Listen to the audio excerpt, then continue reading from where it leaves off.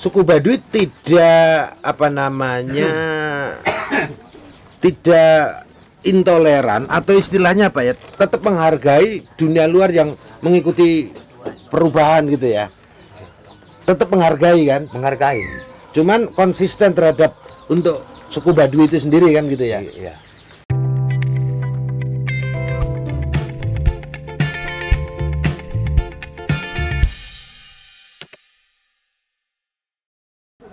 Sampurasun. Assalamualaikum warahmatullahi wabarakatuh. Selamat sore ya, untuk kita semuanya.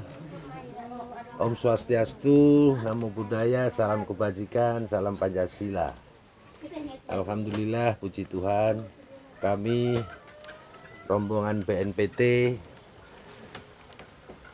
bisa bersilaturahmi, berkunjung ke saudara-saudara kita suku Baduy.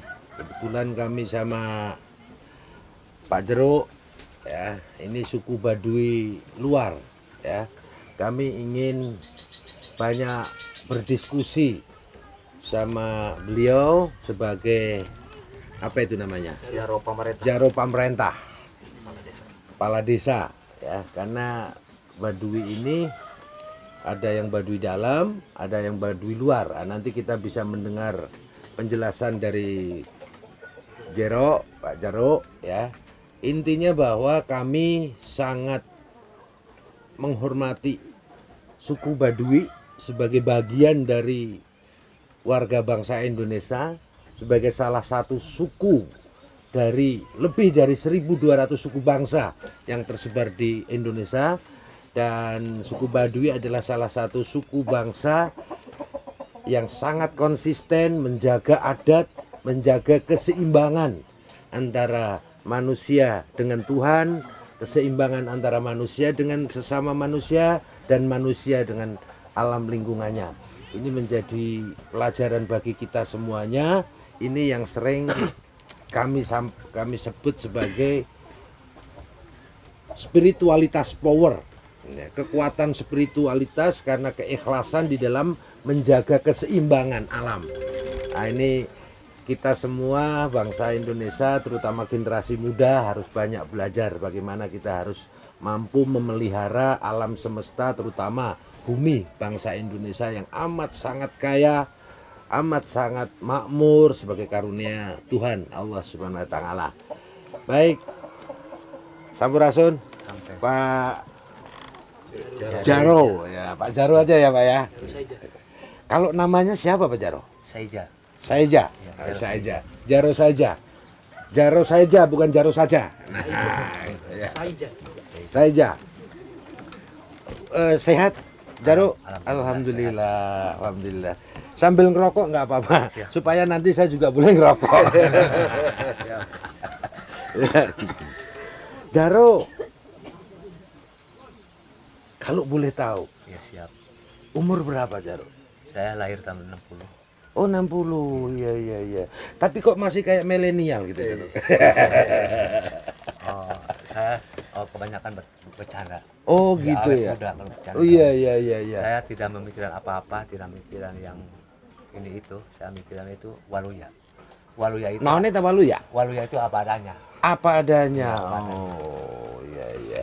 Jadi apa adanya itu kalau bahasa Inggrisnya opo anane.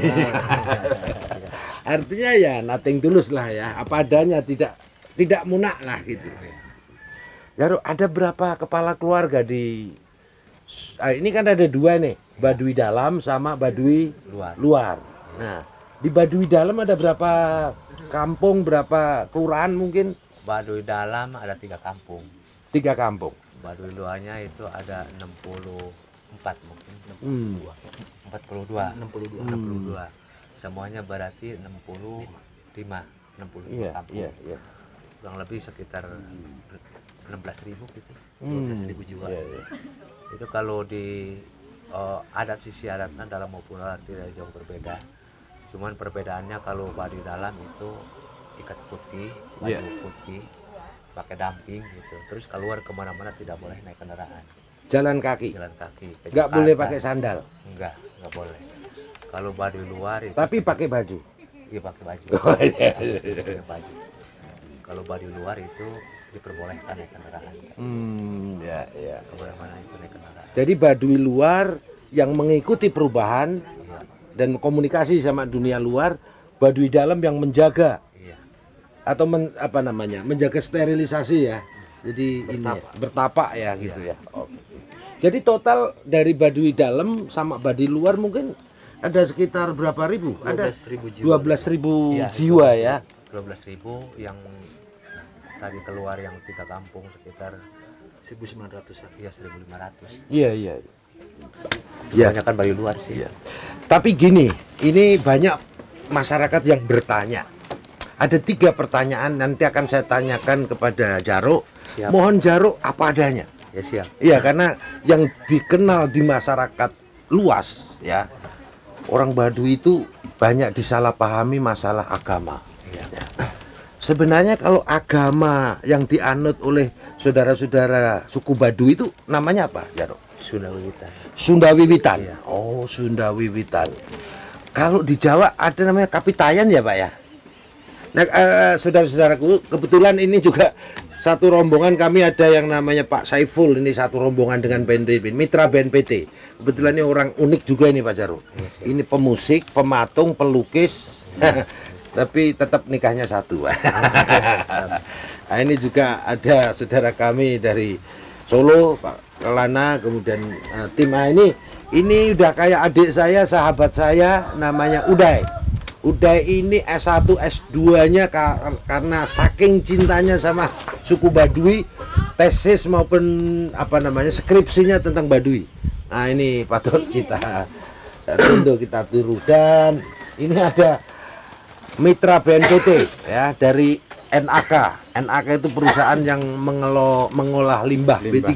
Jadi limbah-limbah ini diolah sama mereka. Ini perusahaan yang luar biasa, namanya NAK, Nur Anissa Chemical. Kebetulan orang Betawi ya. Jadi kami lanjutkan Pak Jaruk.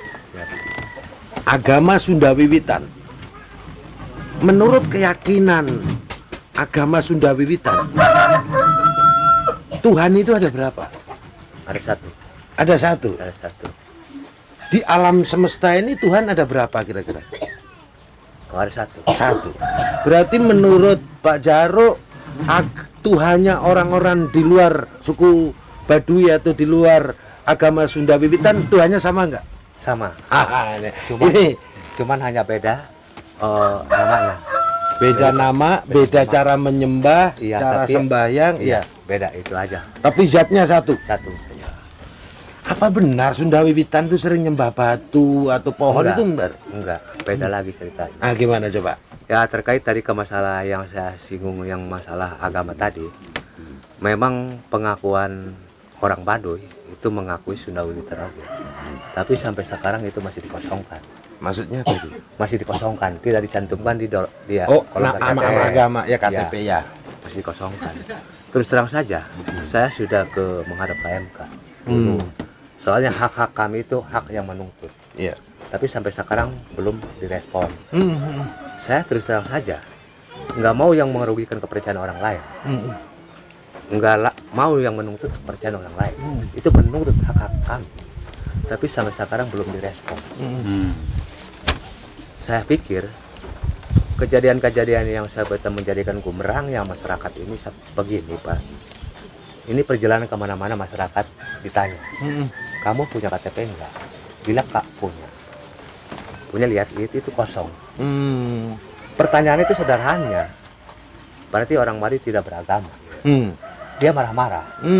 Saya nggak mau yang disebutkan tidak beragama. Kejadiannya agamanya itu dikosongkan. Yang dulu yang sebelum elektrik ini memang kebijakan dari manapun saya tidak tahu, tapi sudah dicantumkan itu sudah Wiwitan. Itu yang sampai sekarang yang saya menuntut kemana-mana, KM kemana-mana gitu.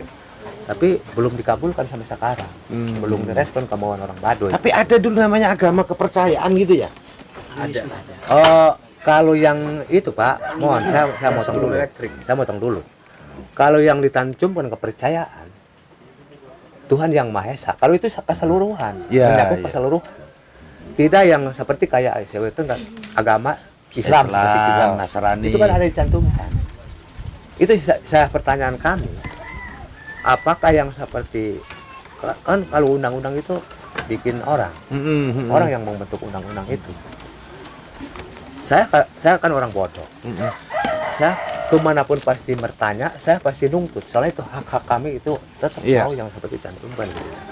Tapi sampai sekarang memang belum belum direspon ya. Nah ini mungkin pemerintah ini suara hati dari Jarot ya. Dan saya yakin juga suara hati dari saudara-saudara kita yang di Baduy Dalam ya. Mohon direspon bahwa negara kita adalah negara demokrasi yang berdasarkan Pancasila, ketuhanan yang Maha Esa, yang sila pertama, UUD 45, terutama pasal berapa itu yang kebebasan beragama itu kan?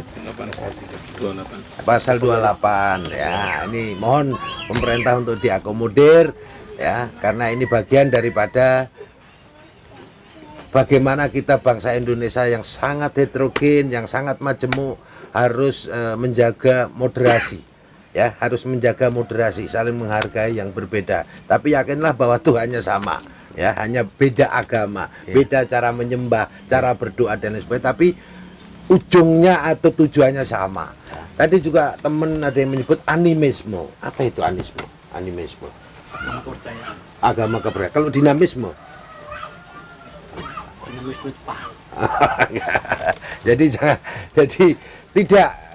Suku Baduy tidak animisme, tidak dinamisme. Dia adalah punya agama, hanya saja namanya adalah Sunda Wiwitan. Nah, kalau orang Islam ada Nabi Muhammad. Kalau ada orang Kristen atau Protestan atau Katolik ada Isa atau Isa Al-Masih atau Yesus. Nah, kalau Sunda Wiwitan nabinya siapa ini?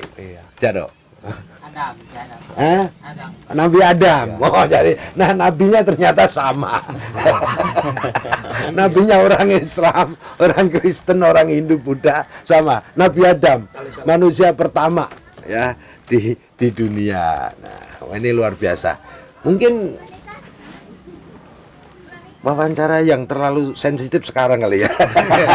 Bukan yang lain nggak tapi karena kita dengan ketulusan ya, semata-mata untuk mencari harmonisasi, untuk saling lita'arufu, saling mengenal, maka kita enjoy aja ya, nggak masalah. Oke, itu yang pertama. Jarot, terima kasih atas kejujuran atau keterbukaan dalam menjawab. Nah, yang kedua,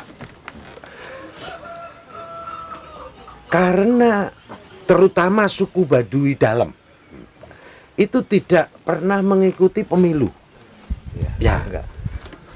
Apakah ini juga berarti tidak mengakui pemerintahan atau negara Indonesia? Ya, mohon dijelaskan. Ya, karena ini biar tidak jadi tanda tanya di masyarakat luar. Siap. Oh, sebetulnya begini.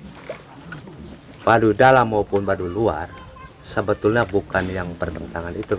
Menjaga itu pecah belah, kumerang. Maunya orang Baduy itu lunang aja. Lunang itu apa itu? Lunang itu mana aja yang menang ikuti. Oke. Nggak mau ikut berpolitik. Soalnya politik itu sebetulnya jahat. Memecah belah. Iya, satu pecah belah. Kadang-kadang anak sama ibunya beda lagi ceritanya. Orang Baduy nggak mau yang seperti itu. Nggak mau ikut berpartai, nggak mau ikut berpolitik. Itu maunya itu lunang aja gitu.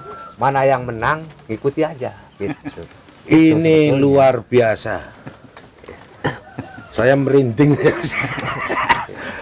Karena ingin menjaga silaturahmi, mencegah perpecahan yang kadang diakibatkan oleh beda pandangan atau beda pilihan politik, maka saudara kita suku Baduy justru apa itu namanya tidak ikut menggunakan hak pilihnya. Bukan berarti mungkin orang bisa mengatakan apa itu namanya golput atau apa, tapi kata orang Islam innamal a'malu binniyat. Segala sesuatu itu dilihat atau tergantung dari niatnya.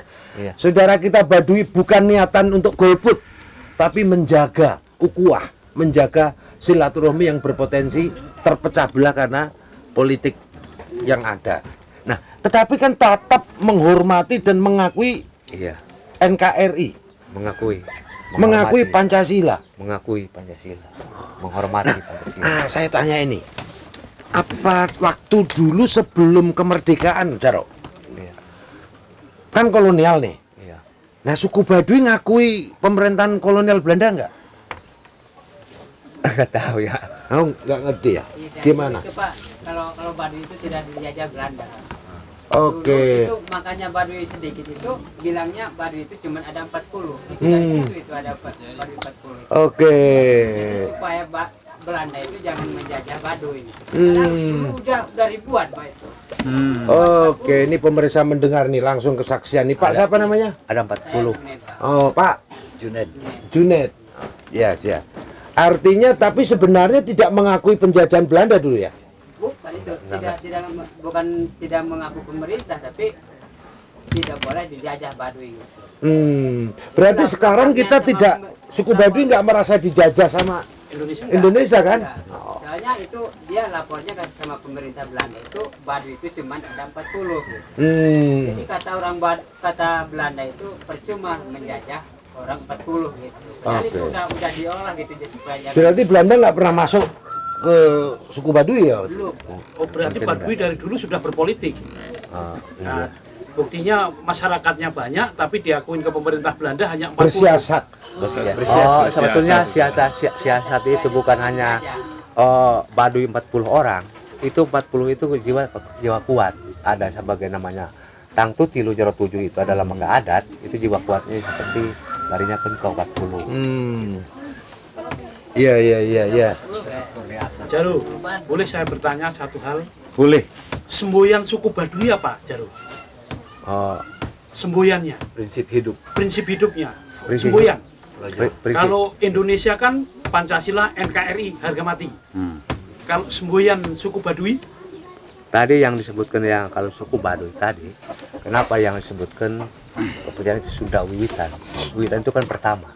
Awal itu membentukkan dua-dua, membentukkan bumi dan langit, membentukkan siang dan malam, membentukkan cewek dan cowok. Sudah yang membentuk itu baru membentuk itu hari, poet 7 tahun 8 bulan 12. Itu yang terakhir yang membentuk alam. Yang orang Baduy, kenapa yang seperti tadi tidak mau ikut-ikutan berpolitik, itu semuanya bangsa, sama agama manapun itu sama. Cuman orang Baduy itu nggak mau perpecahan, nggak mau itu punya musuh. Intinya seperti itu. Tadi yang sebutkan namanya Puun itu yang sebetulnya katitipan telung puluh sawidak 5 Pancasila negara. Itu batinnya. Batinnya katitipan tadi gunung jangan dilebur, lebak jangan diruksak, sasaka jangan dirubah. Akibatnya longsor bumi, gempa alam, angin topan, resah ka bangsa, sangar ka negara, berat kami kalau peratu Tuhan. Yang ilmunya kalau peratu Tuhan itu, kalau itu namanya tadi Tangtu Tilu Jero 7. Saya fungsinya yang Jero 7, tiap tahun saya berputar. Itu ritual dari gunung-gunung.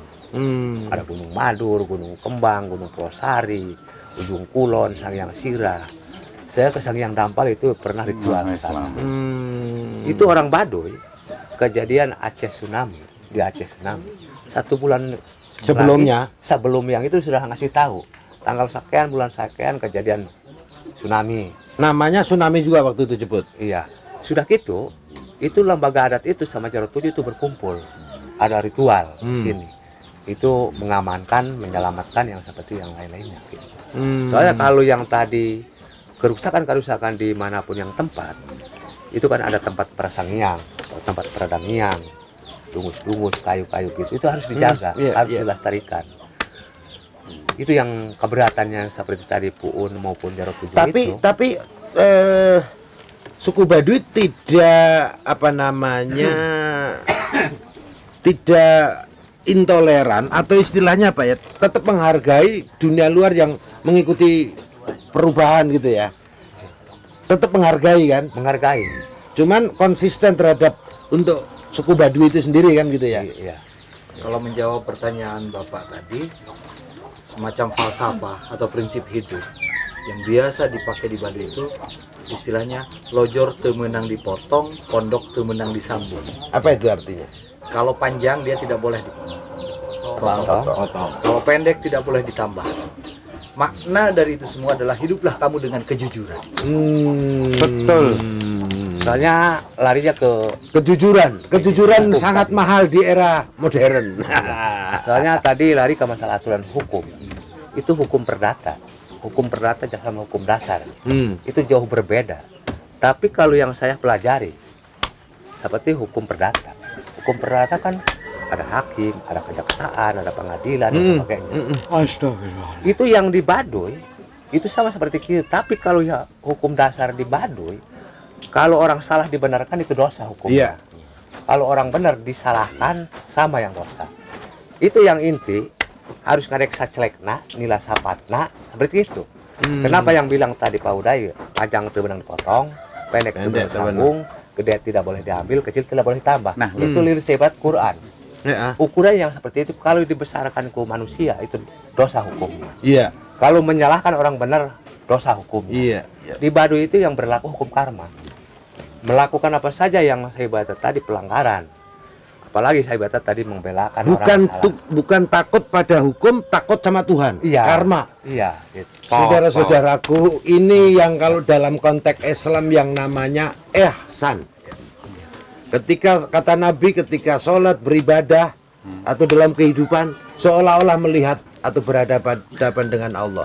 Kalau tidak yakin betul bahwa Allah Tuhan Yang Maha Kuasa senantiasa bersama atau mengawasi kita, sehingga kita takut untuk berbuat salah dan selalu tergerak, termotivasi untuk selalu berbuat baik. Kan begitu Pak ya? Nah inilah mungkin hukum karma. Ya, jadi ini nilai yang filosofi yang luar biasa bagi kita semuanya sebagai warga anak bangsa yang hidup di dunia modern di era demokrasi. Harus nilai-nilai kejujuran, nilai-nilai keterbukaan, nilai-nilai ukhuwah, ya, persatuan, kebersamaan, toleransi itu harus dijaga sehingga alam ini tidak marah, begitu ya. Karena kalau manusia sebagai khalifah, pemimpin di muka bumi, ya, tidak jujur, sering melakukan kezaliman, maka terjadilah ketidakseimbangan alam. Yang ada adalah alam akan mengalami kemarahan dan lain sebagainya. Betul nggak? Iya, siap. Nah, Pak Jaruk, yang terakhir Pak Jaruk, ya sebelum mungkin nanti teman-teman ini akan juga mengajukan pertanyaan. Pak Jaruk mungkin pernah dengar, kebetulan kami itu di Badan Nasional Penanggulangan Terorisme Republik Indonesia, ya. BNPT ini fungsinya di bidang pencegahan. Jadi kalau terorisme itu tindakan aksi perbuatannya, ya, radikalisme itu paham yang menjiwai aksi terorisme, paham yang merupakan fase menuju terorisme. Nah, kalau di terorismenya menjadi ranah teman-teman di Densus 88 anti teror. Kebetulan saya dulu di Densus. Nah, sekarang kami di BNPT pencegahannya. Sekarang mungkin Pak Jaruk atau teman-teman di suku Baduy juga dengar adanya terorisme, adanya radikalisme gitu ya Pak Jaruk ya. Menurut Pak Jaruk itu kenapa itu bisa begitu, kenapa? Itu perbuatan yang jelek. Perbuatan yang jelek. Iya, soalnya kalau yang itu kan sebagai pemberantas itu kan, itu pemberantas kan si pelaku yang salah pasti. Manapun yang kalau orang-orang misalkan jujur, tidak menyelewengkan aturan yang itu, ngebakalan yang saya ini mengatasnamakan agama, padahal agama itu sendiri nggak membolehkan itu. Gimana Pak? Iya. Kalau agama itu sebetulnya jangan diambil ke masalah itu, beda lagi ceritanya. Kalau yang si pelaku itu bukan agama kan? Iya. Cuman dia beragama. Iya, dia beragama. Iya. Dan tidak ada satupun agama yang membolehkan aksi terorisme. Tidak boleh. Ini jadi teman-teman semuanya, saudara-saudaraku, ya, tidak ada satupun agama di dunia ini yang membenarkan semua aksi terorisme. Artinya bahwa semua aksi tindakan terorisme tidak terkait dengan agama apapun. Ya, tetapi memang sangat memang terkait dengan pemahaman dan cara beragama oknum umat yang bersangkutan yang menyimpang atau mengalami distorsi. Artinya bukan agamanya, tetapi oknum ini memang beragama tapi memahami agamanya secara menyimpang, secara salah, ya. Nah, dan realitanya atau biasanya ini didominasi oleh umat beragama yang menjadi mayoritas di suatu wilayah atau di suatu negara. Kebetulan di Indonesia ini, Pak Jero, mayoritas beragama Islam. Sehingga tahanan teroris itu KTP-nya Muslim. Tapi yakinlah, inilah yang sering kami sebut sebagai fitnah di dalam agama. Karena tindakan, perbuatan, sikap, dan agendanya bertentangan dengan prinsip agama yang rahmatan lil alamin, yang mewajibkan toleransi, yang mewajibkan persatuan dan perdamaian, kasih sayang, mewajibkan akhlakul karimah, mewajibkan untuk menghormati dan mentaati pemimpin ataupun pemerintahan yang sah. Seperti halnya kita wajib mencontoh saudara-saudara kita dari suku Baduy yang sangat menghormati alam, sangat menghormati keragaman dan perbedaan. Lebih daripada itu, suku Baduy adalah agama tauhid juga, karenanya bertuhan kepada Tuhan yang esa. Namanya bisa Allah juga kan? Ya, gitu. Nah, jadi untuk sesi yang terakhir silahkan teman-teman mungkin untuk bertanya langsung ke beliau. Ini sangat langka sekali momen seperti ini dan kita suatu kehormatan bisa punya kesempatan berdiskusi sama Jero. Pak Nur. Tadi saya sempat mendengar penjelasan dari Jaro terkait silsilah yang tidak ditulis. Iya. Kalau kita ketahui selama ini, salah satu cara awal menjajah bangsa lain itu adalah mengkapurkan sejarahnya. Silsilah tidak terlepas dari sejarah. Kalau dengan tidak dituliskan dalam manuskrip atau dituliskan secara langsung, kalau hanya dibicarakan dari lisan ke lisan, apakah itu tidak mengkhawatirkan? Itu yang pertama. Yang kedua, saya dulu pernah kesini, ingat 5 tahun yang lalu bertanya tentang batu nisan. Keluarga besar Baduy tidak mengenal batu nisan di makamnya. Apakah itu tidak akan kehilangan suatu saat yang namanya kita ini berhadapan dengan alam? Kalau kita tidak punya prasasti di mana itu menunjukkan leluhur kita, bagaimana cara menghafalnya atau mengetahui sampai diturunkan ke anak cucunya? Ya, sudah. Ya, sudah. Baik. Terima kasih untuk pertanyaan Bapak yang tadi lisan sama yang tulisan. Itu orang Baduy itu belajar diwajibkan, berguru diwajibkan, tapi bukan tertulis. Diwajibkannya tadi tutur wirat kabar cerita itu wajib berguru. Yang kedua, larinya tadi ke kematian. Kalau di Baduy, kenapa yang di kuburan itu tidak ada ciri si A, si B, si C? Soalnya kalau orang Baduy, kalau yang sudah 7 hari, sudah beresan yang ke-7 harinya, itu tidak urus di makam lagi. Soalnya kalau kematian orang Baduy, itu sebelum zaman Pernabi, itu zaman Prasangiang, itu ngahiang, tilem, timbul seperti itu. Itu orang Baduy. Ketika yang seperti ada kematian, itu menurut sejarah Baduy itu yang sudah 7 hari tidak ada di makam. Soalnya manusia ceritanya kalau yang sudah meninggal nanti di Baduy itu kenapa yang ada hukum karma sampai ini itu. Kalau sudah mati yang punya dosa pasti ada karma.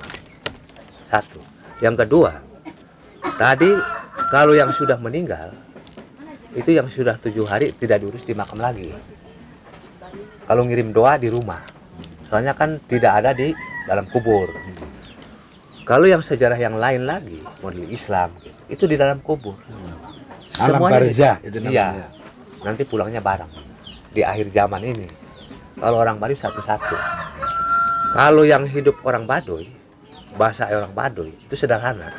Manusia itu ratu mau ngahukum, pemerintah mau nyiksa, indung mau ngurus, bapak mau ngarawat. Siapa yang membela itu akhlak yang perbuatan. Kalau akhlak perbuatan baik selagi di dunia ini, selagi hidup, nanti baik lagi.